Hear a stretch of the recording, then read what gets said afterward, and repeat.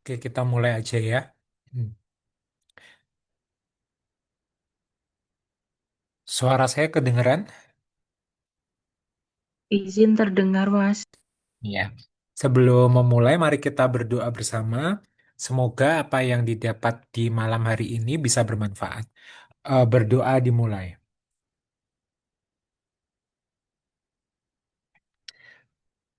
Berdoa selesai. Oke, kita mulai ya untuk melanjutkan soal nefro. Soal nomor satu. Mana dari berikut yang merupakan level HB yang tepat untuk memulai terapi ESA, Erythropoietin Stimulating Agent? Nah, ini soal teori ya. Jadi memang nanti harus membaca sumber dari topik anemia pada CKD. Nah, intinya kalau anemia pada CKD itu kan dia bisa disebabkan karena anemia penyakit kronik, bisa disebabkan karena anemia karena ginjal, ataupun bisa disebabkan karena anemia defisiensi besi yang salah satu tiga itu yang tersering dari pasien-pasien CKD. Kalau anemia defisiensi besi jelas dia kekurangan besi. Kalau anemia penyakit kronik dia biasanya karena ada proses inflamasi. Sama kalau anemia karena renal disease biasanya karena defisiensi eritropoietin. Ini hanya satu orang yang kemarin menjawab. Ini sudah tak rekap kemarin ya. Yang menjawab cuma satu orang. Jawabannya menjawabnya satu orang itu B. Nah, untuk anemia pada CKD, sumbernya itu memang kalau Pernefri itu saya cek itu kayaknya masih pakai pedoman yang lama kayaknya tahun 2012 Pak ya. Tetapi memang pada Kadigo itu dia sudah ada sumber yang terbaru. Intinya dia sudah update lebih dari tahun 2020. Nah, pada prinsipnya anemia yang kita temukan pada pasien dengan CKD, baik itu dia stage 1 sampai 5 ataupun dia yang menjalani HD ataupun tidak menjalani HD, itu cut off-nya itu sama kayak yang biasa. Jadi kalau laki-laki dia di bawah 13, kalau perempuan dia di bawah 12 gitu. Nah, rekomendasinya biasanya untuk pemeriksaan anemia secara reguler itu kalau stadium 3 diperiksa 1 tahun sekali. Kalau stage 4 2 kali dalam 1 tahun. Kalau stage 5 maka setiap 3 bulan. Setidaknya kalau dia nanti hasilnya normal-normal terus gitu.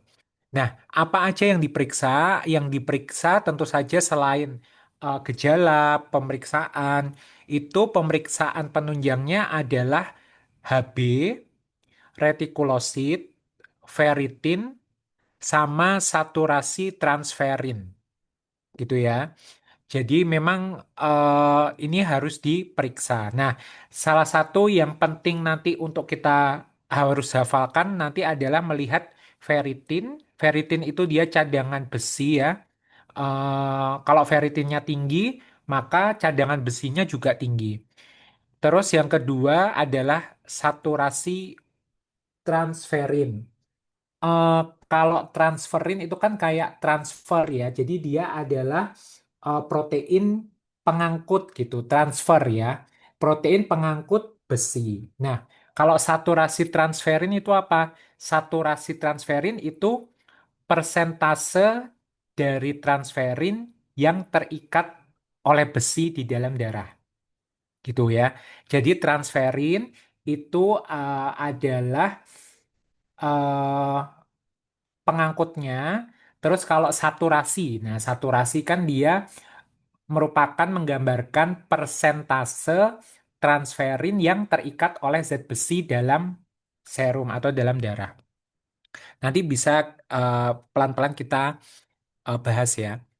Nah, setelah itu nanti akan kita lihat apakah pasien ini ada anemia defisiensi besi, apakah kalau defisiensi besi itu dia fungsional apakah absolut. Kalau misalnya, oh kayaknya bukan anemia defisiensi besi, maka harus dilakukan pelacakan yang lain, misalnya menilai kadar CRP, vitamin B12, asam folat, fungsi hati, tiroid, dan lain-lain ya. Pada prinsipnya seperti itu. Nah, nanti di sini teman-teman bisa membaca mana kriteria dari pedoman ini yang menyebutkan kriteria defisiensi besi intinya. Nah, ini memang saya agak sedikit campur atau skip juga karena untuk yang ini lebih kita pakai yang per Nevri aja gitu ya. Karena saya baca soal-soal itu kayaknya lebih menggunakan per Nevri. Tetapi yang Kadigo ini ada poin-poin juga yang bisa muncul pada soal. Makanya kayak agak kecampur. Nah, yang perlu teman-teman tahu di sini, benar. Pada prinsipnya adalah ini nih.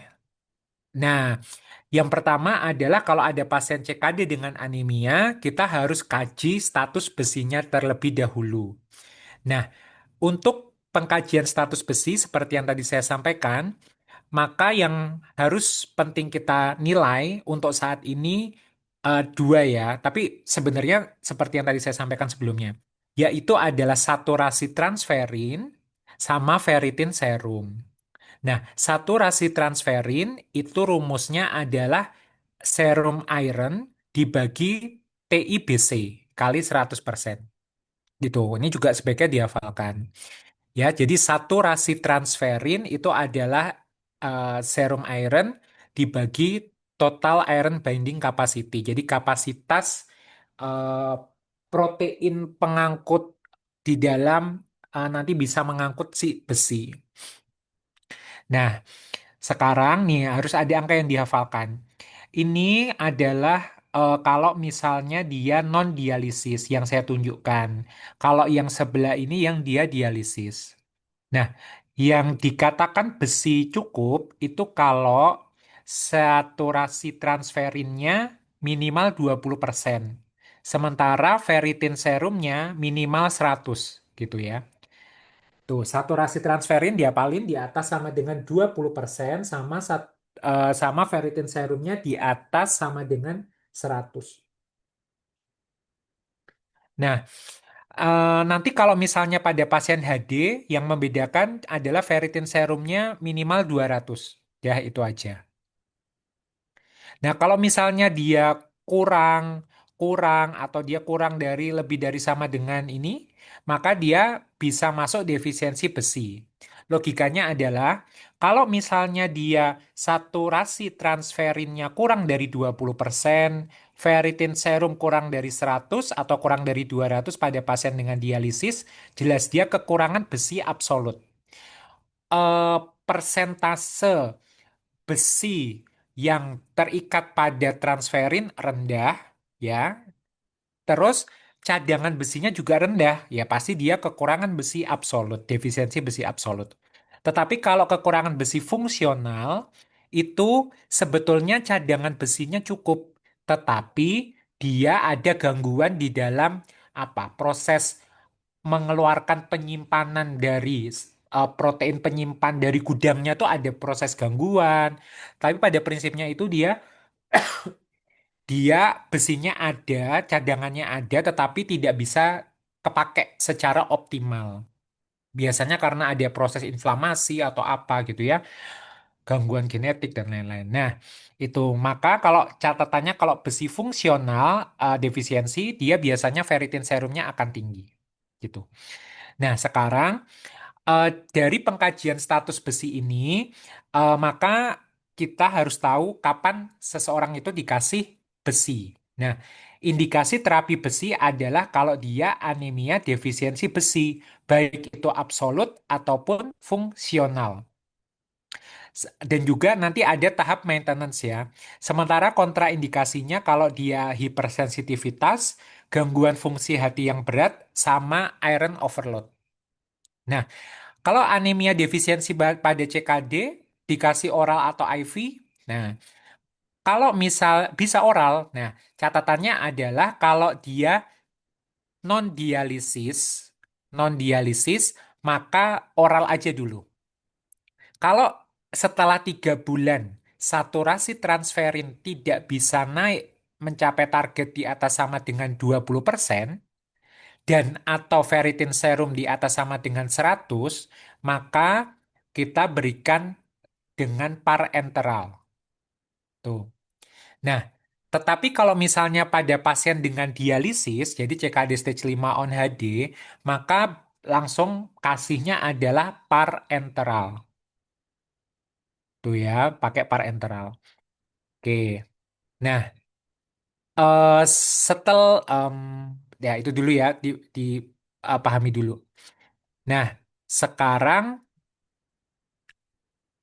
berapa dosisnya dan apa yang harus diberikan? Nah, untuk eh, algoritmanya pakai yang lampiran satu ini. Jadi, mau nggak mau ini memang harus dihafalkan. Beberapa kali soal itu keluar ya. Jadi sebaiknya dihafalkan.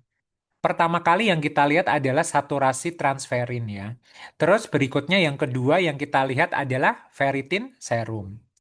Nah, kalau misalnya memang dia masuk akan kita berikan besi, maka dia tuh sebetulnya ada fase koreksi sama fase maintenance atau pemeliharaan. Nah, kalau saat logikanya kita cek awal saturasi transferin.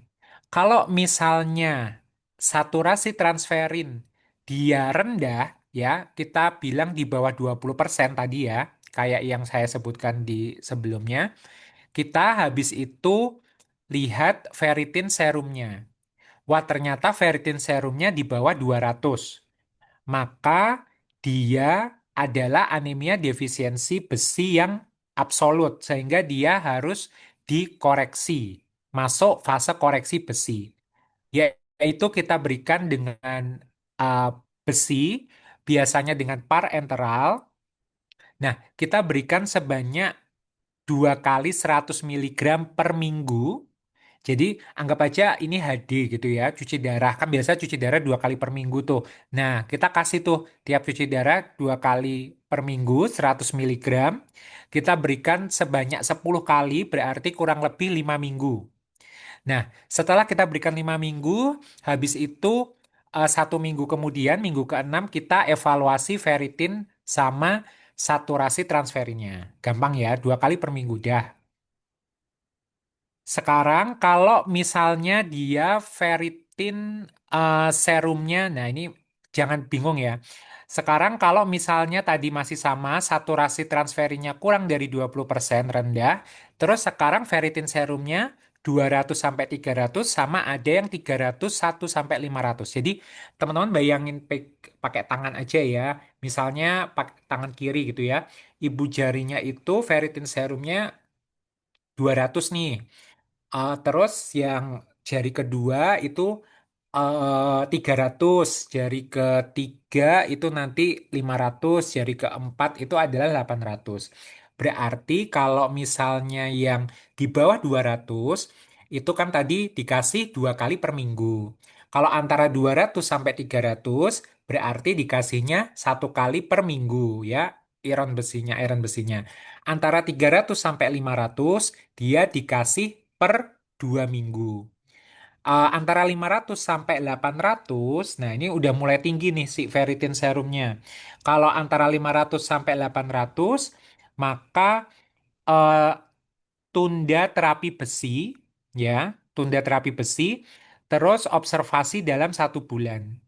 Terus esanya yang tadi eh, nanti kita bahas eritropoietinnya itu kita masukkan.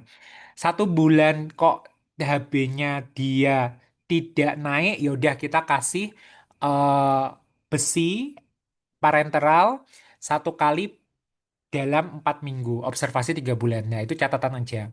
Terus kalau di atas 800, maka tunda besinya. Ya, kok ini udah terlalu tinggi banget nih di atas 800 gitu.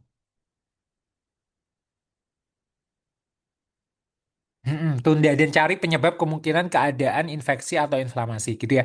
Jadi kalau saturasi transferin kurang dari 20%, kalau dia ferritin serumnya di bawah 200, 2 kali per minggu, antara 200 sampai 300, dia 1 kali per minggu.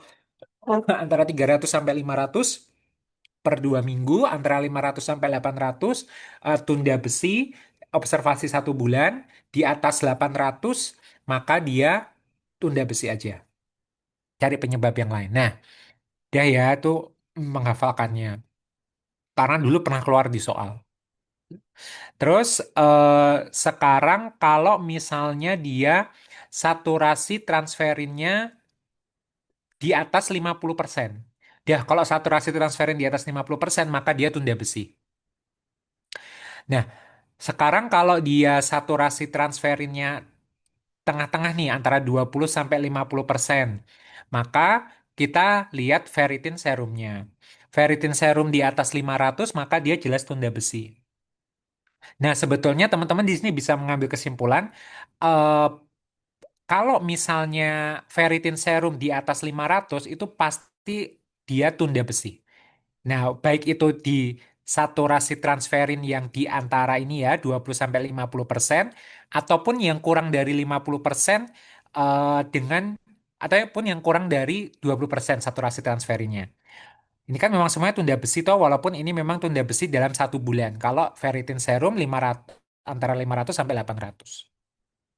Nah, sekarang kalau misalnya yang tadi saturasi transferinnya tengah-tengah, terus ferritin serumnya itu sekarang kurang dari 500, nah kita juga agak sedikit ngaparin lagi nih.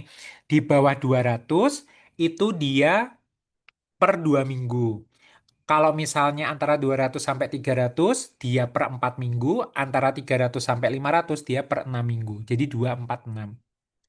Gitu. Per 2 minggu, 4 minggu, 6 minggu. Gitu ya. Sementara kalau yang tadi, yang saturasi transferin kurang dari 20%, ya kalau mau diapalin misalnya setengah minggu, terus habis itu per minggu, sama habis itu 2 minggu. Kalau yang ini 2, 4, 6, yang tadi setengah, 1, sama 2. Ya, ini sebaiknya dihafalkan. Dulu tuh soal yang keluar pas saya itu adalah saturasi transferin kurang dari 20%, ferritin serumnya adalah 800 pas. 800 pas, bukan 801, bukan 799, tapi 800 pas. Gitu. Dan ini adalah pemberian terapi besi untuk anemia defisiensi besi. Ya, baik itu fungsional ataupun absolut. Ataupun nanti pada saat dia maintenance. Sampai sini ada yang mau ditanyakan dulu? Besi. Nah, kalau misalnya tidak ada, maka kita masuk ke yang pemberian terapi ESA. Jadi, kalau ESA, ESA itu pada prinsipnya adalah erythropoietin stimulating agent. Nah, ESA itu diberikan pada pasien dengan inisiasinya ya, inisiasi ESA terapi ketika HB-nya itu kurang dari sama dengan 9 sampai 10 gitu ya. Kurang dari 9 sampai dengan 10. Nah, ESA itu hmm, targetnya sebentar nanti aja dulu. Nah, ESA itu kan jenisnya macam-macam. Itu ada yang generasi pertama, ada yang generasi kedua. Nanti teman-teman bisa baca di sini. Misalnya generasi pertama itu yang epoetin alfa sama beta. Dia ada dosis inisial, terus habis itu nanti ada dose adjustment. Misalnya kalau ya teman-teman cukup tahu satu aja yang dosis inisial, kalau misalnya dia belum HD, maka biasanya dosisnya adalah 4.000 atau 10.000 unit per minggu atau setiap 2 minggu. Jadi 4.000 sampai atau 10.000.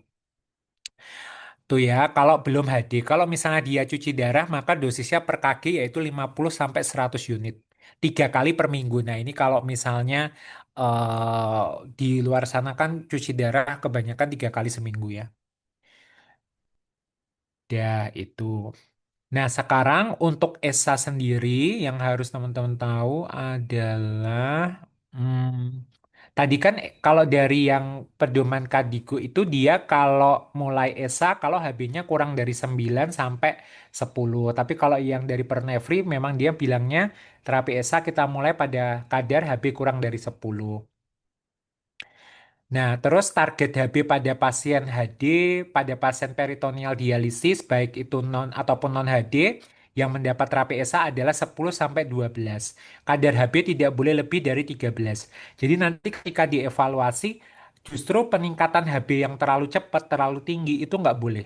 Karena kalau dia di atas angka yang 13 ini, malah justru resiko penyakit munculnya kardiovaskular event itu malah tinggi. Benar-benar. Oke, itu dulu ya. Nah, sekarang eh, kita lihat untuk terapi ESA sebentar. Kok kayaknya ada yang lupa saya kasih tahu. Benar-benar. Hmm, hmm, hmm, hmm. Hmm, hmm. Nah, ini dia. Untuk ESA, syarat pemberian adalah tidak ada anemia defisiensi besi absolut. Gitu ya. Jadi kalau dia ADB absolut, maka harus koreksi dulu. Kalau fungsional gimana? Kalau fungsional bisa kasih ESA, jadi bareng-bareng ngasihnya. Gitu ya. Terus kontraindikasi dari ESA adalah hipersensitivitas terhadap ESA. Terus hati-hati kalau dia punya kondisi hiperkoagulasi sama tensi yang tinggi. Oke, nah sekarang kita baru masuk ke algoritmanya.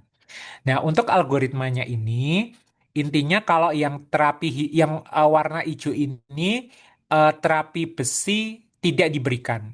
Gitu ya. Jadi, pada prinsipnya kalau mau kasih ESA, kan indikasinya kalau HB-nya kurang dari 10. Nah, atau kurang dari 9 sampai 10 ya.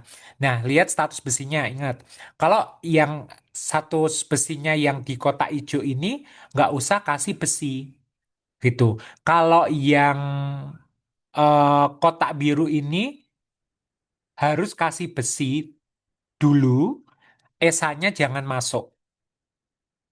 Nah, terus kalau yang warna merah ini dikasih bareng-bareng. ESA dikasih bersamaan dengan terapi besi fase pemeliharaan. Gitu ya.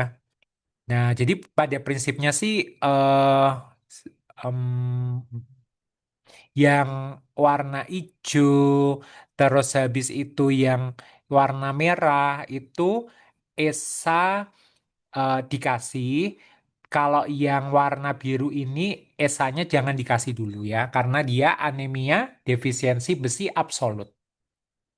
Oke, nah sekarang fase pemberian ESA itu awalnya tetap fase koreksi.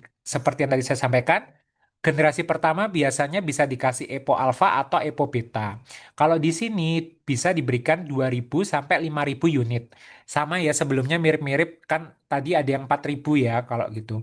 Nah, sebanyak 2 kali seminggu atau 80 sampai 120 unit per KGBB per minggu gitu. Atau bisa dikasih cera dengan dosis 0,6 mikro per kaki atau 50 sampai 75 mikro setiap 2 minggu ya. Udah, apalin yang esanya aja. Nah, ESA itu sudah saya kasih di sini. Jadi yang generasi pertama tuh ya, ini bisa diberikan secara IV ataupun SC. Nah, kalau generasi kedua itu derbopoietin alfa, nanti teman-teman bisa baca ya. Nah, generasi ketiga tuh yang cera ini ya. Nah, terus target respon adalah HB-nya naik setengah sampai 1,5 dalam 4 minggu. Gitu. Jadi dalam 1 bulan HB-nya harus naik setengah sampai 1,5. Kalau misalnya dia tercapai, dosis ESA dipertahankan sampai target HB 10 sampai 12. Jangan sampai lebih dari 13, lebih dari sampai dengan 13 ya. Nah, eh terus kalau misalnya belum tercapai, maka dosis ESA-nya bisa naik 25% tiap 1 bulan. Terus kalau dia malah kecepatan melebihi target, ya, kalau HB di atas 13, stop ESA. Tapi kalau HB-nya antara 12 sampai 13 atau HB-nya naik lebih dari 1,5 dalam 1 bulan, dosisnya diturunkan aja 25%. Misalnya dari HB 8 tiba-tiba naik, bukan tiba-tiba, HB 8 terus naik jadi HB-nya 10 gitu. ya tetap dikasih ESA tapi dosisnya diturunkan ya. Soalnya kecepatan nih naiknya evaluasinya. Terus habis itu dievaluasi 1 bulan lagi. Dosis ESA fase pemeliharaan itu mirip sama fase koreksi tapi dia per minggu. Tadi kan kalau fase koreksi kan 2 kali per minggu. Tapi kalau fase pemeliharaan dia per minggu. Ya, jadi pada prinsipnya yang harus teman pahami dulu adalah anemia defisien anemia pada CKD. eh, yang pertama pokoknya intinya cari apakah dia ada anemia defisiensi besi. Terus kalau misalnya memang defisiensi besi maka berikan besi. Kalau defisiensi besi fungsional bisa dibarengi sama pemberian ESA plus besi. Tetapi kalau defisiensi besi absolut maka nggak boleh nih masuk ESA, koreksi dulu besinya gitu. Terus kalau misalnya dia besinya cukup, tapi memang dia HB-nya rendah, ya ESA aja.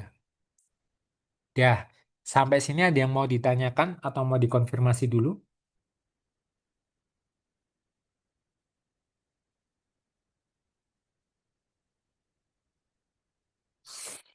Eh, Cukup aman ya, harusnya. Oke, nah terus, oke. Jadi soal nomor 1 ini, berapa level HB yang tepat untuk memulai terapi ESA? Kurang dari 10 ya, Mas. A atau B? Berarti kalau kurang dari 10? B. B ya, 9 sampai 10. Apalagi ya, nanti silakan dibaca lagi ya. Mas, izin tadi evaluasinya berapa lama, Mas? Evaluasi dari pemberian esanya atau besinya. Iya, pemberian ESA. Kalau pemberian ESA itu biasanya kalau kamu udah kalau udah ngasih ESA, lihat responnya dalam 4 minggu sih sebetulnya. Jadi kayak per bulan. Oh, berarti dalam Naiknya, 4 minggu harus naik minimal 0,5. Oke, oh, setengah sampai 1,5. oke. Terus untuk yang dia stop jika HB-nya itu lebih dari 13 itu, Mas. Mm-mm, mm-mm. Karena targetnya cuma 12-an. Ya, targetnya itu kalau yang pakai acuannya si Pernevri, dia itu targetnya itu ini 10 sampai 12 yang mendapat terapi ESA. Tetapi kalau teman-teman baca yang kayak eh, Kadigo itu target HB levelnya itu ya 11,5 mentoknya. Tapi kalau untuk misalkan hanya untuk murni ujian, besok ya udah pakai yang per Nevri dulu aja, targetnya adalah 10 sampai 12 ya. Ya, makasih, Mas. Ya, oke, kita lanjut ke soal nomor 2. Diagnosis yang mungkin, laki-laki 60 tahun, CKD stadium 4, keluhan nyeri tulang tidak jelas. EGFR-nya estimasinya 17. Nah, ini kan udah stadium berapa CKD-nya? 4 ya, Mas. Dia 4, stadium 4 Mas. ya. Yes. Kadar kalsiumnya 12,7, fosfatnya 5,64, PTH naik 1471, ALP-nya 470. Nah, diagnosis yang paling mungkin ini kayaknya mau ngomongin ke arah penyakit metabolisme BMD ya, bone metabolic disorder pada pasien dengan CKD. Satu orang menjawab ini kayaknya Mbak Risa kayaknya ya. Itu adalah jawabannya hiperparatiroidisme tersier. Nah, ini cuma sekedar mengingatkan review sedikit aja terkait metabolisme dari vitamin D. Jadi kan vitamin D di tubuh kita itu kan sumbernya dari kulit ya, disintesis di kulit sebagai respon terhadap sinar UV dan dari makanan ya, dari provitamin D3. Nanti semuanya itu akan menjadi vitamin D3 atau kolekalsiferol. Nah, vitamin D3 ini itu akan diproses oleh enzim yang ada di hati untuk diubah menjadi 25-OH vitamin D3 atau kalsifediol. 25-OH vitamin D3 itu akan diproses oleh enzim yang ada di ginjal menjadi 1,25 OH2 vitamin ini ya vitamin D3 atau kalsitriolnya. Jadi kalau teman-teman dengar kayak kalsitriol, kolekalsiferol, nah kalsitriol itu adalah bentuk aktif dari vitamin D. Nah, kalsitriol atau 1,25 OH2 vitamin D3 ini dia akan menyebabkan atau akan bekerja pada eh, saluran pencernaan untuk mempromot penyerapan dari kalsium dan fosfat dari usus ke dalam darah gitu. Selain itu, kalsitriol dia juga punya efeknya ke tulang sehingga dia akan memindahkan kalsium eh 1,3 ya. Kalsium dari dalam tulang ke darah. Iya, heeh. Jadi pada prinsipnya semua itu si vitamin D3 ini akan meningkatkan kadar kalsium dari darah. Tetapi selain vitamin D itu juga ada peran dari hormon paratiroid yang dihasilkan oleh kelenjar paratiroid. Nah, paratiroid hormon itu juga memiliki efek langsung ke ginjal ataupun juga memiliki efek langsung ke tulang. Ya, memiliki efek langsung ke tulang pada prinsipnya dia akan meningkatkan kadar kalsium di dalam darah juga gitu. Nah, sekarang eh, ada kondisi yang namanya hyperparatiroid. Teman-teman nanti jangan ketukar-tukar sama hiperparatiroid, hiperkalsemia, dan lain-lain. Jadi kalau misalnya ngomongin ada yang soal bilang hiperparatiroid ya kita fokusnya ke paratiroid hormonnya. Tapi kalau kita melihat soal kok hiperkalsemia maka kita fokus di kalsiumnya gitu. Jadi jangan sampai ketukar-tukar ini mana yang tinggi mana yang rendah gitu-gitu ya. Nah, untuk hiperparatiroidism adalah suatu kondisi di mana paratiroid hormonnya itu tinggi.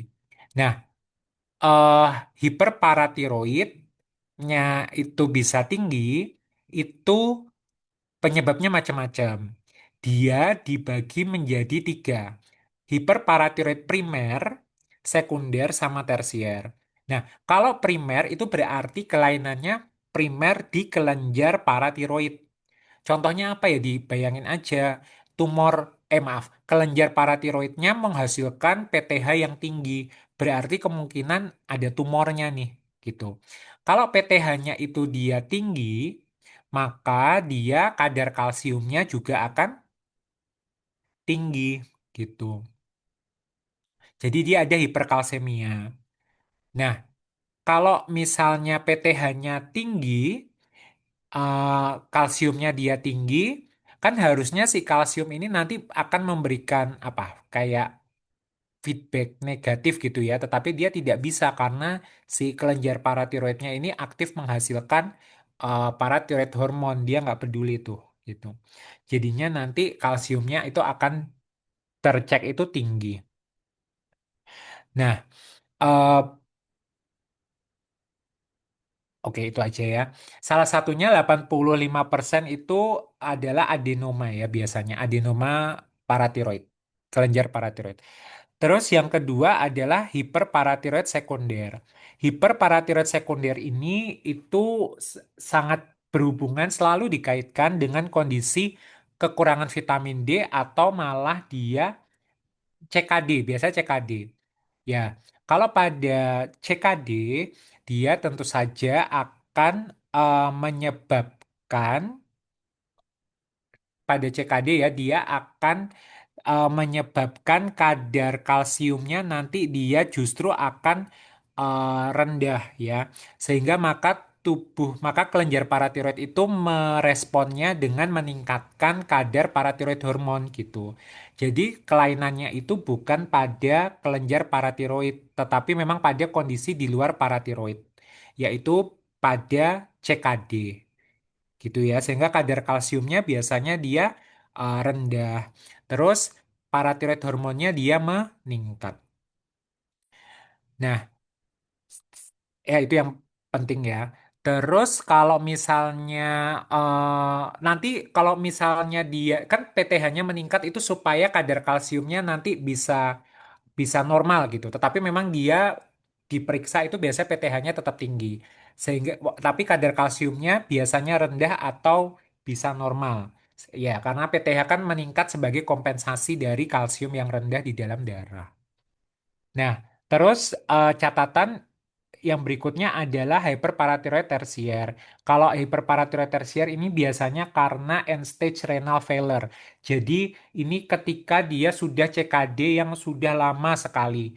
Sehingga ketika sudah lama sekali, maka kelenjar paratiroidnya ini kayak apa? Dia aktif banget.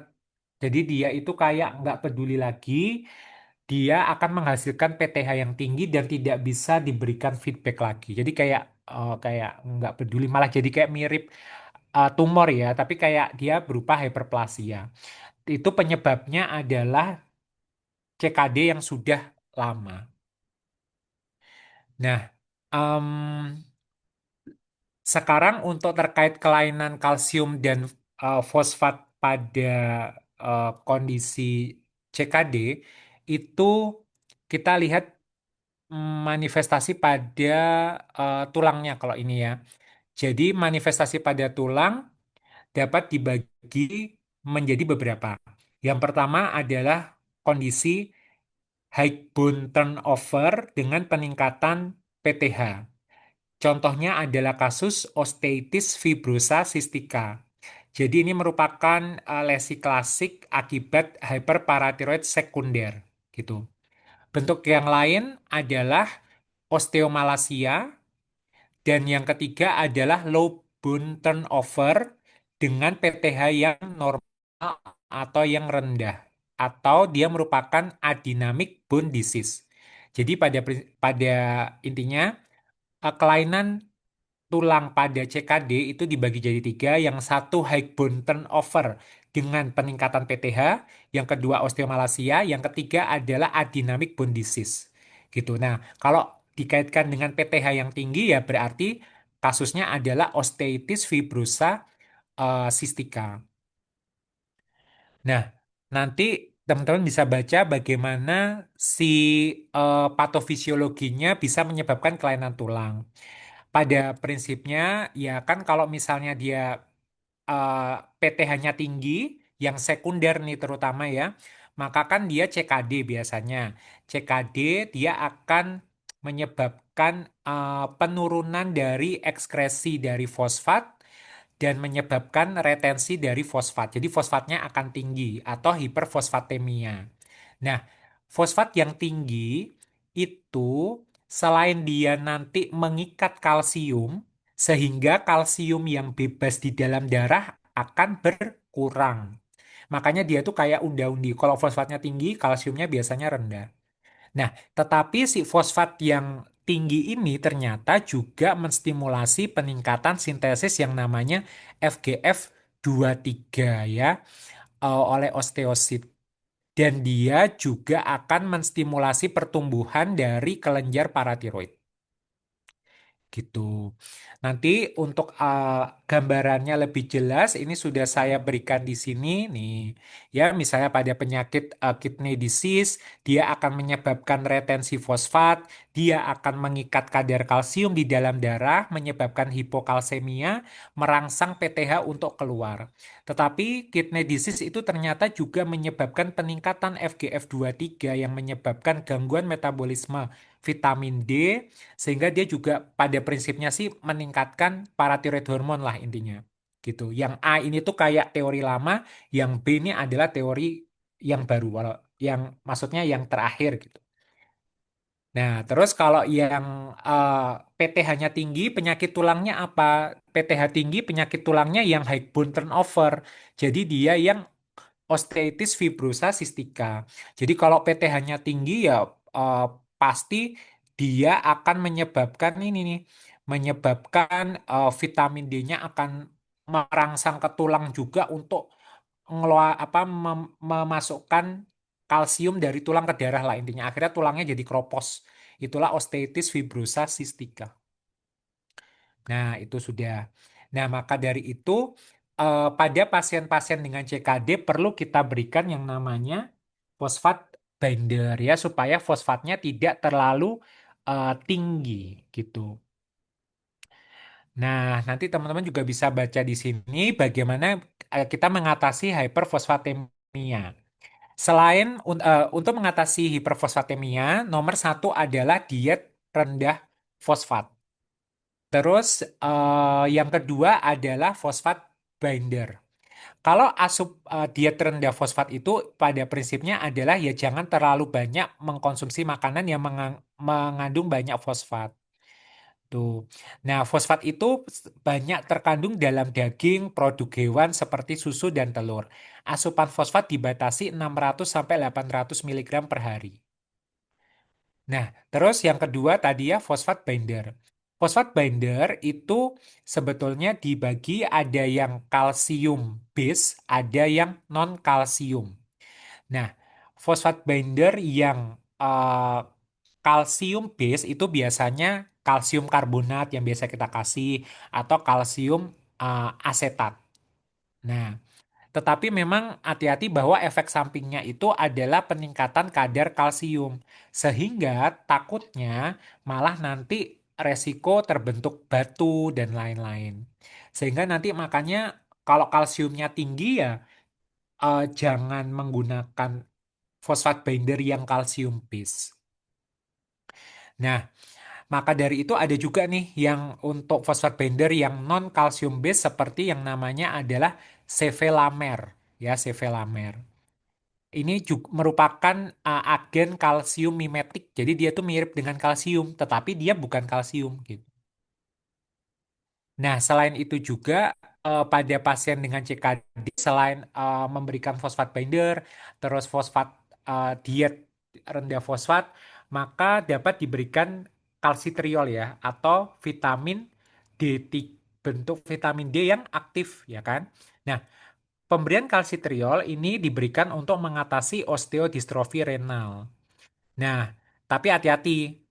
Bayangin aja, vitamin D kita kasih, dia kan bisa berefek meningkatkan penyerapan fosfat sama kalsium di saluran cerna kalau tadi teman-teman baca grafiknya. Sehingga malah nanti takutnya penumpukan garam kalsium karbonat di jaringan. Malah nanti terjadi kalsifikasi. Nah, selain itu, dia juga bisa menyebabkan penekanan yang berlebihan terhadap kelenjar paratiroid. Nah, sehingga kapan kita masuk kalsitriol? Kita masuk kalsitriol itu pada pasien dengan kadar fosfat darah yang normal dan PTH di atas 2,5 kali nilai normal. Gitu. Nah, eh, ini ini memang pakai PABD yang sumbernya lama, tapi kalau PABD yang terbaru juga belum ada perubahan yang gimana-gimana. Ini pernah keluar di soal, tetapi soal itu soal yang lama juga gitu. Jadi saya nggak tahu apakah masih mungkin muncul keluar di periode berikutnya, saya nggak tahu. Tapi ya teman-teman setidaknya nice to know kapan kalsitriol diberikan. Ya kalau dari menurut PABD, kalau misalnya kadar fosfat darahnya normal dan kadar hormon paratiroidnya di atas 2,5 kali normal. Loh, kok fosfat darahnya normal? Nah, ya karena kalau kebanyakan memberikan vitamin D, maka dia nanti kan resiko peningkatan fosfat toh dan kalsium dari pencernaan malah nanti nggak bagus. Nah, terus kalau menurut acuan yang lain gimana? Nah, kalau menurut acuan yang lain nanti teman-teman bisa di sini uh, bisa dibaca di sini dari Kadigo 2017. Kapan dia dikasih seperti kalsitriol. Nah, sebentar. Memang jatuhnya nanti eh, agak sedikit awal-awal tuh agak sedikit bingung kayak ini kalsium, ini vitamin D, ini fosfat kayak kecampur-campur ya. Tetapi eh, nanti teman-teman baca pelan-pelan aja ya. Nah, ini adalah tabel yang menunjukkan rekomendasi eh, target kita apa sih? Kadar kalsium, kadar fosfat, PTH itu target kita apa? Jadi kalau menurut Kadigo itu dari di tahun 2017 kalau bisa kalsium correctednya tuh ya mendekati nilai normal. Baik dan juga termasuk fosfat. Itu targetnya. PTH-nya jangan terlalu tinggi-tinggi banget. Kalaupun meningkat itu 2 sampai 9 kali batas atas nilai normal. Gitu. Ya, dijaga ya. Nah, oke. Nah, jadi, apakah diagnosis yang paling mungkin pada pasien ini? Nomor dua, jawabannya apa?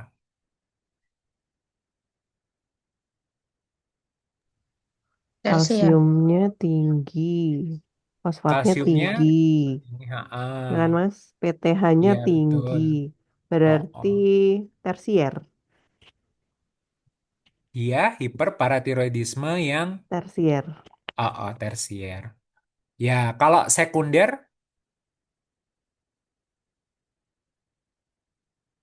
kalau sekunder yang membedakan tersier sama sekunder untuk saat ini apa? Yang paling gampang aja. Kalau Kadar, sekunder itu dia kalsiumnya rendah atau normal. oh, oh. Mungkin Ya, jadi itu yang paling gampang untuk melihat apakah ini sekunder apa tersier. Kalau misalnya sekunder, dia kadar kalsiumnya rendah, ya atau normal juga bisa. Tapi kalau tersier, dia kadar kalsiumnya dia tinggi. Nah, apa yang menjadi persamaan di sekunder sama tersier? PTH, ya kan Mas? Tinggi. Iya, itu ya memang namanya juga hyperparatiroid. Pasti dia PTH-nya tinggi. Tetapi apa yang Oh, menjadi fosfat oh ini mungkin ya Mas ya? fosfat, ya dia bisa naik. Dia adalah seorang Hmm. penderita. Oh, CKD. Itu biasanya. Dah, pokoknya kalau misal CKD itu, kalau mau ngomongin bone mineral disorder itu udah pasti dia mau ke arah sekunder apa tersier. Gitu. Jadi sama-sama dia punya CKD. Kalau tersier dia CKD-nya udah lama banget. End stage. Oke, ada yang mau ditanyakan sampai sini? Aman ya, kita masuk ke latihan soal yang hari ini. Maaf saya baru share-nya malam-malam. Karena ada yang WA, sorry. Eh, Soal nomor satu, ini nggak apa-apa nanti kalau misal belum lihat soalnya sambil kita baca pelan-pelan. Mana di bawah ini yang merupakan patofisiologi overfilling pada pasien? Ini adalah soal teori ya. Perempuan 25 tahun, keluhan bengkak seluruh badan 3 hari. Tensi, nadi, nafas, suhu oke. Edema palpebra bilateral, stem fremitus turun ke dua lapang paru, edem tungkai bilateral. Ini ke arah nefrotik ya. HB-nya 11,2, sel darah putih, trombosit, kreatinin baik, albumin 1,9, protein urin positif 3. Jadi ini adalah nefrotik sindrom. Nah, bengkak pada nefrotik sindrom itu ada beberapa teori. Nah, ini yang ditanyakan mana yang merupakan patofisiologi overfilling. Nah, nanti di PubD sindrom nefrotik itu ada babnya sendiri. Nanti bisa teman-teman baca ya. Sindrom nefrotik merupakan ini sekedar review aja. Nanti bisa dibaca, dia merupakan kondisi penyakit glomerulus. Jangan lupa bahwa dia memiliki ciri satu protein urin di atas 3,5 gram dalam 24 jam. Proteinnya bocor, maka albumin darah rendah di bawah 3,5 gram per desiliter. Yang ketiga, karena dia eh, onkotiknya turun, ya karena proteinnya dia hilang, maka dia akan terjadi edema. Biasanya sih edemanya anasarka. Yang keempat adalah kolesterolnya tinggi, sama ada lipiduria. Jadi ketemu adanya lipid pada urin. Nah, biasanya nefrotik itu fungsi ginjalnya normal, tetapi hati-hati dia juga bisa berkembang jadi gagal ginjal yang progresif. Nah, nephrotic syndrome itu dibagi jadi dua secara umum. Ada yang primer, primer itu idiopatik, atau dia sekunder. Sekunder itu ada penyakit lain. Nah, yang sekunder itu paling sering adalah diabetes mellitus. Jadi memang harus hati-hati pada pasien dengan nephrotic syndrome, terus dia punya DM, jangan sampai dia malah dikasih steroid gitu. Wong dia eh, bisa disebabkan dia sekunder karena diabetesnya, malah nanti dikasih steroid, malah dia gulanya amburadul. Selain itu, dia juga bisa disebabkan penyakit lain seperti SLE, amyloidosis, dan lain-lain. HIV, hepatitis, obat-obatan, paraneoplastik syndrome, dan lain-lain. Tetapi kalau semua itu sudah bisa disingkirkan, maka dia adalah primer. Nah, sekarang kalau primer pada dewasa itu paling sering apa? Nah, kalau pada dewasa kita bisa lihat di sini yang salah satu yang paling sering itu adalah glomerulonefritis membranosa ataupun yang lesi minimal, minimal change disease. Nah, itu ya, atau membranosa. Atau berikutnya diikuti dengan FSGS ya, glomerulosklerosis vokal segmental. FSGS, vokal segmental glomerulosklerosis. Nah, sekarang untuk pertanyaan di soal kan dia menanyakan bagaimana sindrom nefrotik ini menyebabkan dia edema. Jadi, bentar. Edema pada si apa, pada sindrom nefrotik itu ada beberapa teori. Nah, teori yang pertama itu adalah underfill. Jadi underfilling ini dapat menyebabkan edema. Teori yang kedua adalah overfill. Jadi pada underfill, underfill itu kan berarti pengisiannya kurang. Itu awalnya berangkat dari albumin yang rendah akan menyebabkan tekanan onkotik di darah di plasma akan turun sehingga cairan akan keluar ke interstisial. Terus yang di dalam vaskuler gimana? Dia menjadi hipovolemia. Nah, karena dia kan berarti vaskularnya itu jadi eh, berkurang nih volume cairannya, volume darahnya, volume cairannya ya. Nah, kalau dia hipovolemia maka dia akan merangsang sistem renin angiotensin aldosteron, dia akan merangsang pelepasan ADH non-osmotik. Jadi supaya dia kok kayaknya cairannya kurang, ya udah jangan sampai pipisnya terlalu banyak, maka dia dikeluarkan antidiuretik hormon dan akan mengaktifasi sistem saraf simpatis. Nah, sehingga pada akhirnya ini semua terjadi retensi natrium dan retensi H2O oleh ginjal. Sehingga nanti akan menyebabkan akhirnya edema. Nah, berbeda dengan underfill, kalau mekanisme overfill pada edemanya si sindrom nefrotik itu berangkatnya dari sini. Peningkatan sodium primer. Sebentar. Dia itu mekanismenya intrarenal apa? Sebentar, aku agak lupa. Oh iya ini nih. Ya, pembentukan edema adalah teori overfill. Ini merupakan mekanisme di intrarenal.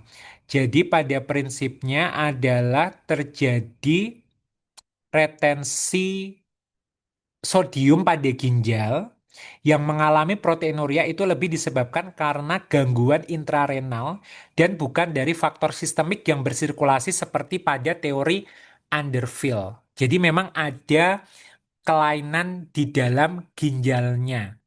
Jadi memang ada defek primer di ginjal, gitu ya. Nah, di sini apa contohnya? Misalnya nanti teman bisa baca ya, respon terhadap ANP menghilang, eh, terus dia juga ada mekanisme peningkatan aktivitas enak ya. epithelial sodium channel, terus gangguan NAK-ATPase.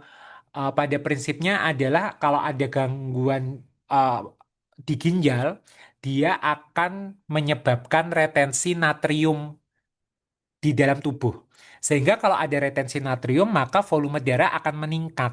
Tensinya akan meningkat.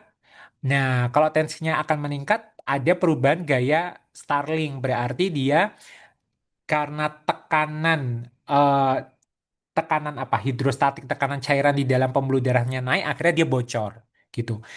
Jadi kalau underfill itu kita biasanya kayaknya kebanyakan yang underfill ya, dia hipovolemi, sementara kalau yang overfill dia itu justru volume darahnya meningkat karena kelainan intrarenal gitu. Di dalam retensi yang kelainan intrarenal yang menyebabkan retensi natrium intinya.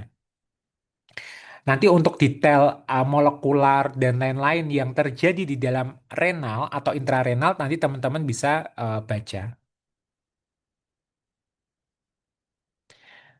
Nah, nanti ini juga akan dijelaskan bagaimana sindrom nefrotik menyebabkan kolesterolnya tinggi, terus dia menyebabkan albuminnya rendah dan lain-lain. Nanti silakan dibaca ya. Apalagi ya? Bentar-bentar. Membranosa. Nanti ketemu soal lagi lebih enak. Oke, ini sama aja kayak kemarin ya, nefrotik syndrome. Oh iya, ini mungkin ini slide ini kemarin belum sempat saya tunjukkan. Untuk sindrom nefrotik, nah ini adalah beberapa penyakit yang sering pada glomerulus yang berhubungan dengan sindrom nefrotik. Tadi kan kalau teman-teman ingat gambar yang kemarin saya tunjukkan ini kan yang paling sering, bukan paling sering, tapi yang ini nefrotik banget nih, itu adalah minimal change disease atau minimal change nefropati ya. Dia berhubungan kata kuncinya di soal nanti biasanya ada riwayat alergi, atopi, penggunaan NSAID atau Hodgkin disease. Kalau FSGS, dia biasanya bisa berhubungan sama eh, ras Amerika Afrika, infeksi HIV, heroin, pamidronat. Ada juga yang membranous nefropati. Jadi dia nanti keluhnya adalah adanya penggunaan obat-obatan seperti gold, penisilamin, NSAID. Nah, nanti biasanya pemeriksaan tes serologinya adalah antibodi anti PLA2R. Ini pernah keluar di preboardku. Jadi pasien itu anti PLA2R antibodinya positif nih. Dia sindrom nefrotik. Nah, diagnosisnya apa nih yang spesifik? Diagnosis glomerular disease-nya yaitu adalah membranous nephropathy. Selain itu, membranous nefropati juga bisa disebabkan karena infeksi seperti Hep B, hepatitis C, malaria gitu ya. Terus nefritis lupus, atau keganasan seperti C. amame, paru-paru, GI tract gitu. Terus ada juga MPGN, membranoproliferatif glomerulonefritis. Kalau MPGN ini memang dia bisa berupa nefrotik, bisa berupa nefritik ya. Tengah-tengah dia. Nah, dia tuh ada yang tipe 1, ada yang tipe 2. Nah, kalau tipe 1 dia biasanya C3, C4-nya turun. Kalau tipe 2 C3-nya turun tapi C4-nya normal. Nah, terus juga ada membranoproliferatif glomerulonefritis cryoglobulinemic. Nah, cryoglobulin ini juga pernah beberapa kali keluar di soal. Dia berhubungan dengan infeksi hepatitis C. Sehingga tentu saja tes serologinya adalah ketemu antibodi anti hepatitis C. Gitu-gitu ya. Amyloid disease. Nah, amyloid disease ini berhubungan juga dengan kemarin ya yang sempat keluar di soal yang sempat kita bahas uh, berupa mieloma ataupun bisa berhubungan dengan penyakit-penyakit inflamasi sekunder ya. Karena amyloid disease itu ada yang proteinnya namanya apa kalau yang primer? Masih ingat nggak kemarin? Pada amyloid penumpukan adalah kan dia penyakit yang terdapat penumpukan protein amyloid ya. Ada yang primer, ada yang sekunder, ada yang karena apa tuh? Apa sih? Ada dua lagi, saya lupa. Tapi nah, kalau yang primer itu nama proteinnya apa? Yang kemarin kita bahas, yang ada rheumatoid arthritis kasusnya itu. Jawabannya anakinra. Proteinnya namanya A,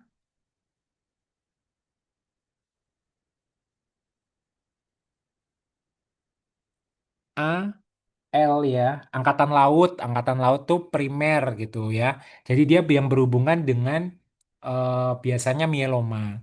Tapi kalau yang kemarin, yang sekunder, penyakit inflamasi sistemik itu dia AA tuh proteinnya. Terus bisa juga diabetik nefropati. Nah, terus kemarin juga saya sempat bilang kan bahwa ada yang namanya RPGN, Rapid Progressive Glomerulonefritis. Nah, ini catatan aja sih, tambahan aja. Seperti yang saya sampaikan kemarin, RPGN itu bukan bentuk khusus. Jadi RPGN ini cuma satu jenis, enggak. RPGN itu bisa bisa nanti ketemunya itu bisa berupa macam-macam gitu. Jadi dia bisa menjadi apa bagian dari SLE, bisa IgA nefropati, post streptococcal glomerulonefritis, karena vaskulitis dan lain-lain ya. Kata kuncinya adalah dia adanya tampilan biopsi berbentuk crescent. Ya udah ketahuan. Jadi uh, nomor satu ini jawabannya yang mana? Patofisiologi overfilling pada pasien ini, edemanya pada sindrom nefrotik, bengkaknya karena hipoalbumin, bengkaknya karena penekanan sistem RAA, tingginya tekanan osmotik plasma, defek pada renal tubulus, transudasi cairan dari interstisial ke kapiler. Yang mana? Defek renal tubulus bukan, Mas? Hmm. Ya, jadi B. memang kalau overfilling itu kan berarti dia memang defeknya intrarenal sehingga menyebabkan natriumnya itu terretensi gitu. Nah, natrium terretensi malah nanti hipervolemi, jadinya dia nanti bocor. Kan yang mendasari adalah terutama yang yang mendasari ya, defek pada renal tubulus sehingga ekskresi natrium turun. Ada yang mau ditanyakan? Aman. Ya. Kita masuk ke soal nomor 2. Tata laksana hipokalsemi pada pasien ini. Laki-laki umur 40 tahun datang dengan kejang selama 5 menit dalam 1 jam. Sebelumnya pasien terdapat buang air besar cair diare selama 15 hari. Ketemu Troseaud dan Chov-Stech sign positif.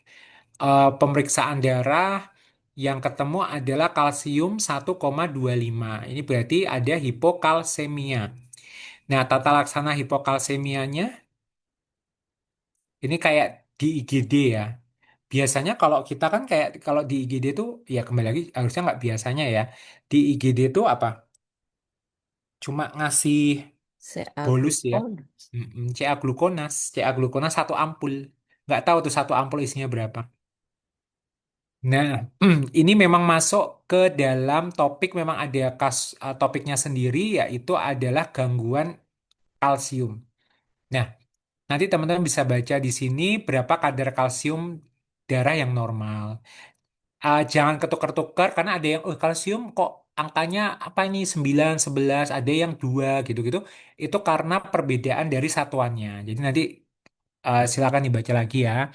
Nah, kalsium itu kelainan yang kita pelajari bisa berupa hipokalsemi atau hiperkalsemi. Kalau hipokalsemi mungkin dia karena kekurangan vitamin D atau memang dia karena adanya proses keganasan ya, memang ada cancer. Bisa juga berhubungan karena hipomagnesemia atau fosfatnya yang tadi terlalu tinggi. Kalau kalsiumnya tinggi, mungkin dia karena PTH-nya tinggi. Tumor ganas juga bisa menyebabkan kalsiumnya tinggi. Tiroid tinggi, hipertiroid juga bisa meningkatkan kadar kalsium dalam darah, dan lain-lain. Nah, untuk hipokalsemia sendiri, kalsium yang rendah itu kita harus bisa membagi dia menjadi simptomatik atau asimptomatik gitu. Nah, nanti untuk Keluhannya bisa macam-macam, bisa menyebabkan keluhan kebas, kram otot, parestesia, terus lain-lain ya. Fisiknya ketemu apa? Troseau, Choftek, nanti silakan dibaca bentuknya gimana, dia biasanya positif. Hipokalsemi berat bahkan bisa menyebabkan spasme karpopedal, bronkospasme, laringospasme, hingga kejang. Nah, eh mana ini? Nah, sekarang untuk langsung ke tata laksananya. Nah, untuk tata laksana dari hipokalsemia sendiri, ini saya ambil dari PPK PAPDI yang 2015 ya. Nah, untuk tata laksananya hipokalsemia itu yang penting satu, memang pengobatan penyakit dasar. Terus yang kedua, peningkatan asupan diet kalsium ya, 1000 sampai 1500 miligram per hari pada orang dewasa. Nah, yang harus teman-teman hafalkan, pahami adalah kalau dia yang simptomatik atau dia datang dengan akut, seperti nanti datang dengan keluhan kejang, bronkospasme, kayak pada di soal. Nah, pemberian awal itu kita harus berikan kalsium, tentu saja biasa dengan IV, yaitu kalsium glukonas sebanyak 10 cc. Diencerkan dalam dextrose 5% atau NaCl. Kita berikan selama 5 menit. 10 cc 10% konsentrasinya. Kan sediaan kalsium glukonas itu kan dia 10%. Satu ampulnya dia ada 10 cc. Maksudnya 10% ini apa? Ada berapa gram dalam 100 cc? Kalsium glukonas 10%. Teman-teman kan sering tuh ngasih CA glukonas satu ampul itu sebenarnya ngasih berapa sih? Berapa gram? 1 gram bukan, Mas? Mm-mm. Ya, jadi kalau CA glukonas 10% itu maksudnya 10 gram dalam 100 cc. Berarti kalau 10 cc, ya berarti dia 1 gram. Gitu. Jadi dalam satu ampul ini dia ada 1 gram kalsium glukonas. Nah, tetapi memang sebetulnya kalsium itu 1 gram itu tuh bukan terus semuanya isi kalsium murni ya. Jadi memang ada istilahnya tuh yang eh apa istilahnya itu ada yang hmm, kalsium elemental gitu ya. Tapi udah pokoknya nggak usah terlalu dipikirkan. Ya udah pokoknya kita berikan sebanyak 1 gram atau 10 cc cairan CA glukona 10%. Intinya kita kasih 1 gram. Diencerkan dalam 50 cc D5 atau NaCl. Kita berikan secara intravena 5 menit. Jadi bolusnya pelan banget ya, 5 menit. 50 cc. Secara teori, tapi saya nggak tahu ya di kenyataannya kayaknya nggak 5 menit ini. Terus habis itu apakah dibiarkan saja? Enggak. Habis itu kita lanjutkan pemberian secara infus 10 ampul kalsium glukonas.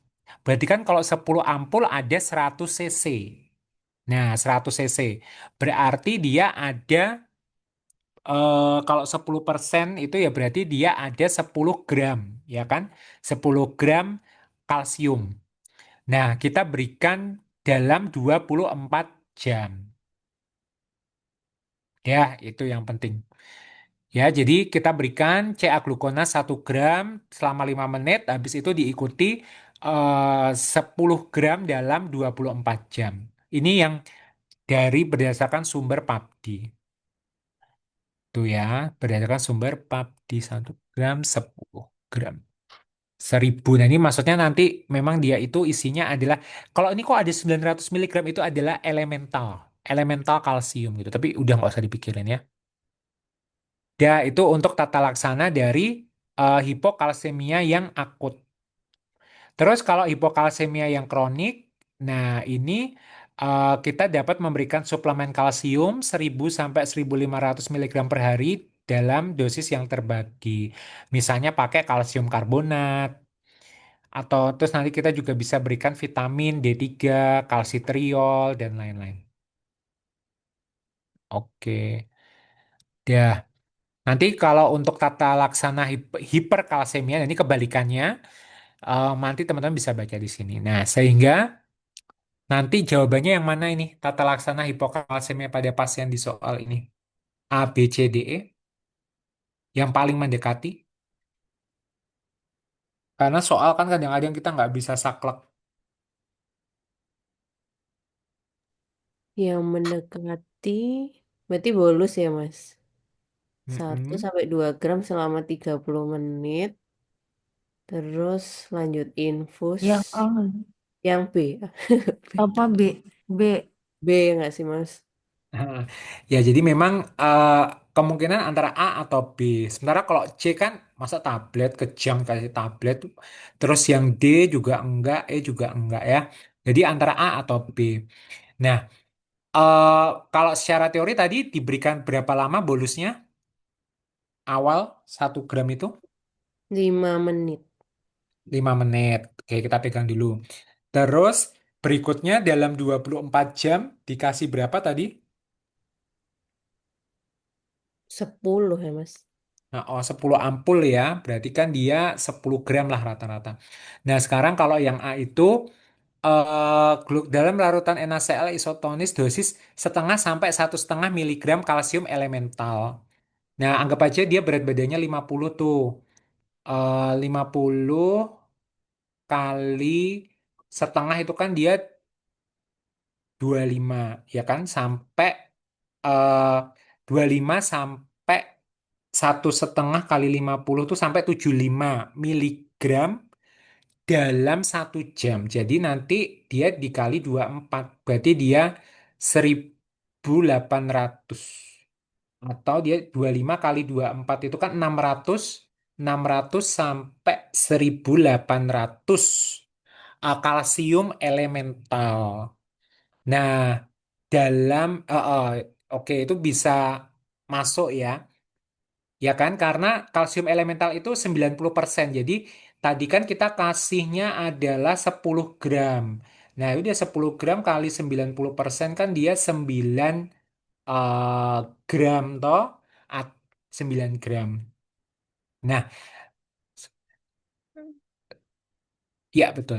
Nah, jawabannya yang A. Karena kalau yang B itu aneh nih. Yang B itu 30 menit kan dia kelamaan, nggak mendekati 5 menit. Terus kalau yang B itu dia dalam 24 jam, jadi cuma dikasih 50 kali setengah kan dia 25 kali, masa cuma dikit banget gitu, 25 miligram dalam 24 jam gitu. Nggak, ya, jadi yang ini, jawabannya yang A. Gitu ya. Oke, ini paling mendekati ya. Soalnya saya cari sumber yang lain juga nggak ada gitu. Ya, kita lanjut soal nomor 3. Diagnosis yang paling mungkin pasien riwayat Sjogren syndrome, natrium oke, klorida 112, bikarbonat 15, kalium 3, pH urin 6, natrium urin 15, kalium urin 10, dan klorida 12. Diagnosis yang mungkin, ini RTA tipe berapa atau dia diare kronik aja? Nah, ini adalah kita masuk ke pendekatan, ini mengingatkan yang kemarin ya, kita masuk ke pendekatan hipokalemia. Ya, dia hipokalemi ringan, ya kaliumnya 3. Nah, kalau dari pilihan ini kan RTA atau diare kronik ya, berarti pasti kaliumnya ini hilang dari ginjal. Nah, tapi yang mana nih yang paling mungkin menyebabkan kondisi di atas? Kata kuncinya adalah dia punya riwayat Sjogren syndrome, terus pH-nya 6 pada urin. Nah, jadi ini mengingatkan materi hipokalemi yang kemarin ya. Jadi kalau pada pasien dengan hipokalemi, kalau memang kita sudah menyingkirkan yang lain-lain, maka kita bisa menyalahkan ginjal. Ginjal, ingat kemarin cut off-nya kalium urin adalah 15. Di atas 15 maka kemungkinan salahkan ginjal, renal loss.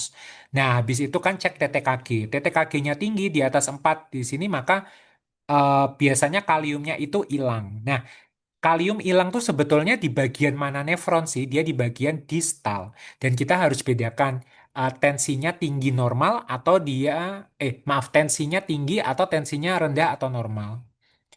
Kalau dia tinggi maka cek aldosteron, kalau tensinya normal atau rendah maka lihat status asam basa. Nah, kan tadi pilihannya tuh banyak tuh terkait RTA. Nah, RTA berarti dia asidosis metabolik. Ya, namanya juga RTA, renal tubular acidosis. Dan itu adalah hipokalemi dengan tensi yang normal atau rendah. Ini yang kemarin. Nah, sekarang RTA itu, oke, RTA itu ada tipe 1, tipe 2, tipe 3, dan tipe 4. Tipe 1 itu adalah gangguannya di distal. Jadi jangan jangan jangan ketukar ya. Tipe 1 justru dia di bagian distal nefron gangguannya.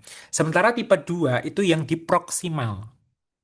Nah, itu. Nah, perbedaan maaf, persamaan dari kedua tipe ini ya, jelas dia sama-sama menyebabkan hipokalemi.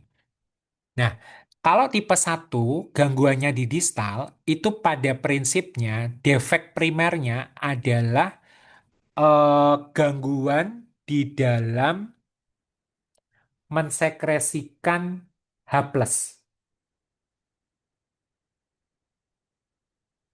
Gitu ya. Jadi kalau distal RTA dia adalah gangguan ginjal di dalam mensekresi eh, H+ atau asam. Sehingga logikanya asamnya itu teretensi sehingga dia nanti asidosis metabolik. Lah berarti urinnya gimana? Urinnya pasti biasanya basah. Maksudnya di atas bukan ya maksudnya cenderung basah ya. Di atas 5,3 karena dia tidak mampu mensekresi H+ gitu. Nanti kalau seperti ini maka akan menyebabkan nefron itu apa? Mensekresi kalium. Jadi dia kaliumnya akan kebuang ke dalam urin sehingga nanti dia jadi hipokalemi gitu ya. Karena memang ada apa electric force dan lain-lain gitu. Nah, itu kalau RTA tipe 1. Nah, terus pada RTA tipe 1 ini dia berbeda dengan RTA tipe 2. Kalau RTA tipe 2 ini gangguannya di proksimal. Nah, kalau RTA tipe 2 gangguan di proksimal, dia itu defek primernya adalah gangguan ataupun penurunan reabsorpsi bikarbonat. Ya, jadi dia itu asidosis metabolik karena bikarbonat itu tidak bisa direabsorpsi. Jadi dia kebuang di eh, urin ya. Jadi kebuang di urin gitu. Sehingga biasanya nanti apa? Sehingga nanti ya dia jadi asidosis metabolik lah intinya. Nah, selain itu yang membedakan lagi adalah kalau yang RTA tipe 1 itu biasanya asidosisnya severe. Sementara kalau yang tipe 2 lokasinya yang di proksimal biasanya asidosis metaboliknya itu moderate lah.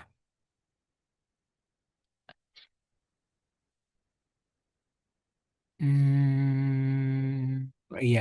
Mm-mm. Bentar-bentar. pH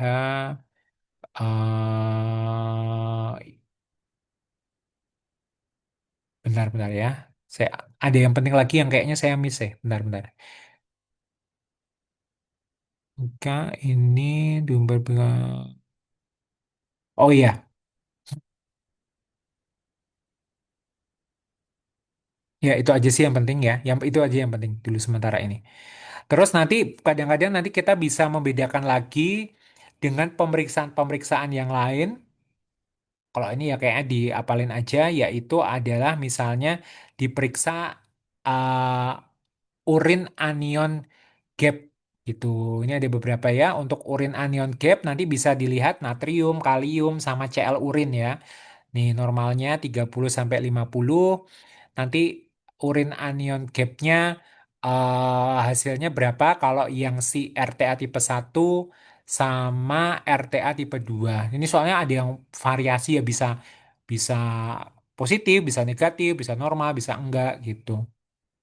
Nah, tetapi yang penting di sini adalah, oh ini yang penting saya lupa bilang. Kalau RTA tipe 1 yang distal itu kadar kalsium urin dibandingkan kreatinin urin itu dia meningkat. Sehingga dia akan beresiko nefrolitiasis atau nefrokalsinosis. Itu untuk RTA tipe 1.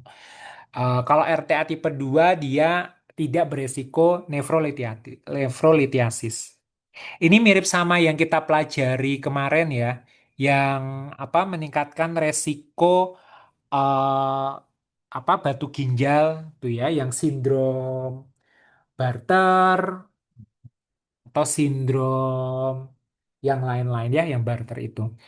Tuh, tapi kan kalau Barter itu dan lain-lain kan dia yang kita lihat itu kan dia bukan asidosis metabolik ya, tapi justru dia itu yang alkalosis. Tapi kalau ini yang asidosis metabolik. Ya, dengan tensi normal atau tensi rendah. Dan ini sementara ini hafalin dulu aja. RTA tipe 1 dia lokasinya di distal karena gangguan sekresi ion H+, terus dia meningkatkan resiko batu karena dia kalsium di urinnya dia tinggi. Gitu ya. Sampai sini ada yang mau ditanyain dulu nggak? Mas izin tanya, Mas. Oh, oh. Berarti kalau Oh, RTA oh. tipe 1, dia di distal, asidosis metabolik, pH urinnya basah. pH urinnya iya di atas 5,3. Oh. Kalau tipe 2 berarti dia di proksimal, Mm-mm. asidosis metabolik, pH urinnya asam. Nah, eh kalau RTA tipe 2 ya. Nah, Iya, Mas. di sini sih catatannya itu adalah variasi ya. Jadi eh, justru kalau RTA tipe 2 itu biasanya dia kurang dari 5,3. Ini salah satu yang membedakan juga sih pH-nya kurang dari 5,3. Tetapi kalau dia lagi dikoreksi, maka dia entah gimana pokoknya terjadi bikarbonaturia, dia bisa lebih dari 5,3. Tapi otherwise kurang dari 5,3.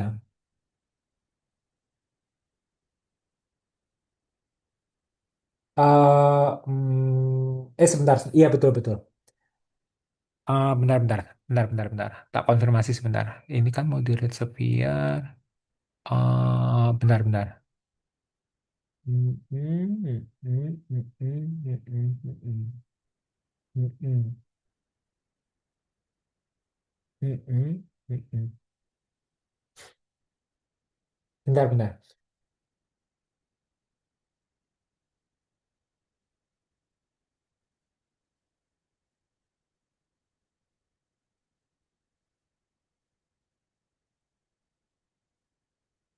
Oh iya betul betul betul.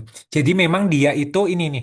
Dia karena dia gangguannya di proksimal, walaupun dia memang ada gangguan penyerapan air atau reabsorpsi dari HCO3, dia itu tetap pH urinnya itu dia 5 kurang dari 5,3 karena distalnya masih oke nih. Distal masih oke sehingga dia mampu membuang ion H plusnya gitu. Jadi dia masih asam lah gampangannya gitu ya. Kurang dari 5,3 pH urinnya.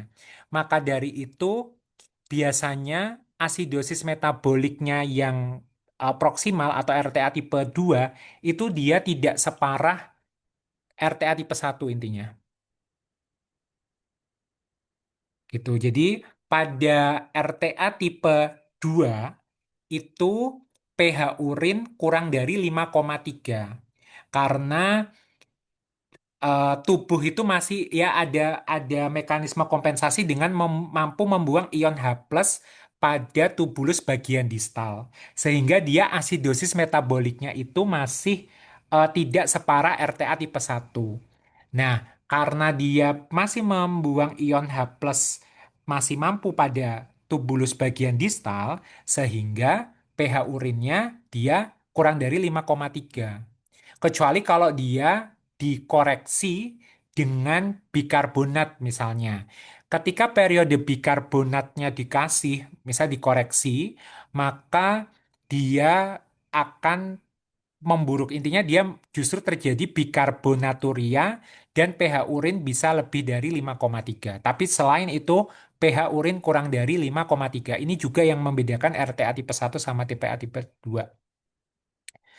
Nih, terus plasma potasium nih ya, worsen by bicarbonaturia induced by alkali terapi. Jadi kalau misalnya malah dikoreksi gitu, malah dia nanti tambah eh, parah ininya. Dah gitu. Kasih Mas.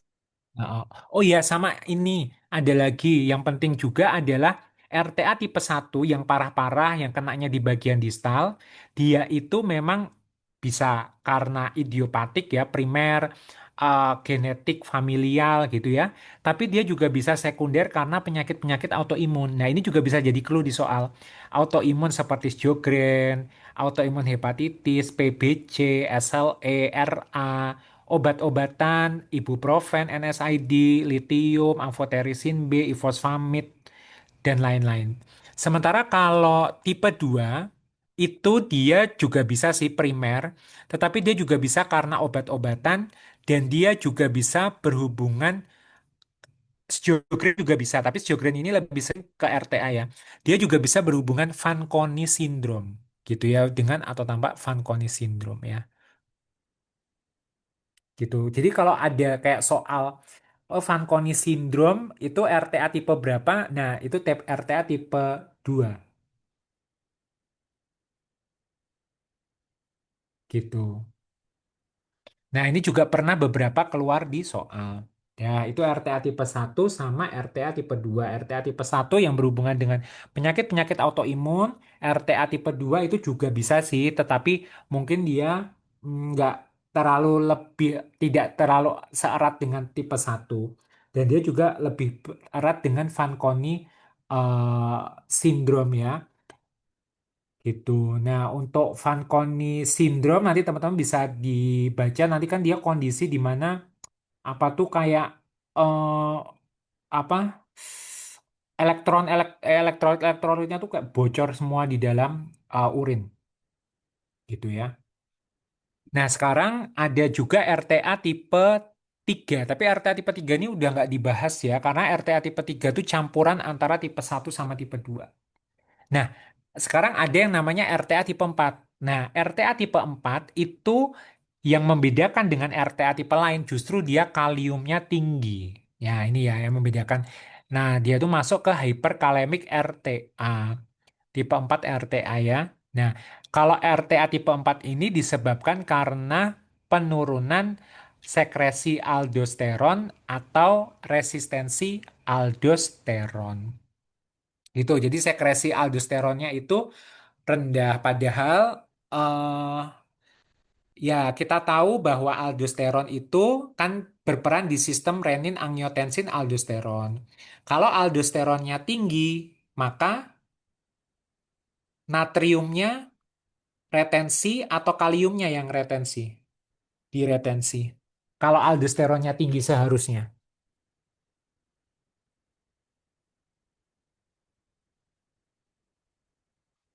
Kalau di sistem RAA itu biasanya natrium atau kaliumnya yang tinggi. Kalau aldosteronnya tinggi. Natrium bukan Mas. Mm-mm. Jadi kan memang itu kan kayak mekanisme tensi ya. Jadi dia biasanya akan meretensi natrium, terus berarti kebalikannya kaliumnya akan berkurang. Nah, tetapi kalau pada kondisi RTA ini dia terjadi aldosteronnya itu rendah atau aldosteronnya ada tapi nggak resisten intinya ya, resisten sehingga otomatis kebalikannya, malah sekarang retensi si kaliumnya, natriumnya hilang. Gitu, dah itu aja. Nanti penyebab dari gangguan aldosteron ini biasanya karena penurunan produksi aldosteron ya. Bisa karena memang kerusakan ginjal, kerusakan di adrenal, karena obat-obatan, karena genetik, dan lain-lain. Atau resisten aldosteron ini juga bisa disebabkan karena defek voltase, pseudohypoaldosteronisme kayak genetik gitu-gitulah. Gitu. Ya, lipoaldosteron ya. Dia biasanya asidosisnya ringan aja. Oke, itu aja. Nanti bisa teman-teman baca. Jadi kalau dari soal nomor 3 ini jawabannya yang mana? Yang paling mungkin. Autoimun tipe 1.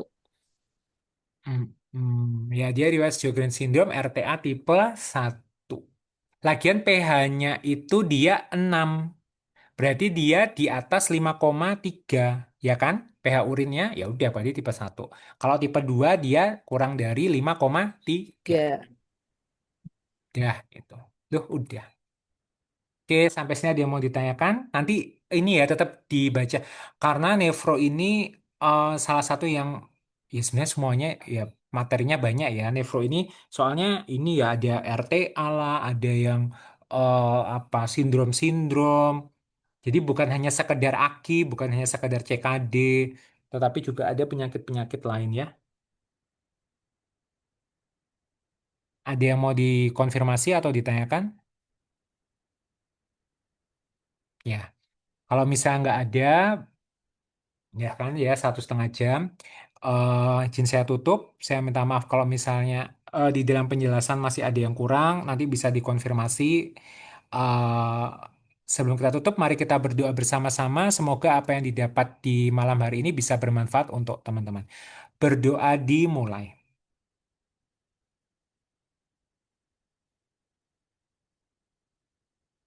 Berdoa selesai. Jangan lupa ini ya, tetap nyicil ya. Maksudnya terlepas dari sekarang R7, Chief dan lain-lain, tetap harus nyicil mulai belajar. Ini udah bulan Desember. Ya memang kalau board nggak ada, yo mungkin kan paling dekat ujiannya kapan? Udah ada info, Maret atau apa gitu? Belum ya? ada sih Mas, mungkin Maret atau April. Oh, nah itu pasti kan dia ada ujian pre-nya kan, dan kalau melihat dari polanya kan kayaknya bisa aja tidak semua diikutkan ya. Terlepas dari waktu apa apa plannya dari lantai 5 ya sekarang ini udah nggak bisa ditolerir lagi. Jadi maksudnya memang harus sudah mulai nyicil belajar gitu ya. Targetnya adalah teman-teman bisa 70% tahu materi berarti dari bulan harusnya hamin 3 bulan dari ujian. Jadi kalau misalnya April kurangi 3 bulan kan berarti Januari. Januari itu kalau bisa udah teman-teman pegang tuh 70% gitu ya. Oke, jadi semangat ya. Eh, Nanti kalau ada yang mau ditanyakan bisa tanya aja. Ya, saya tutup. Makasih ya, izin live ya. Terima kasih Mas. Ya.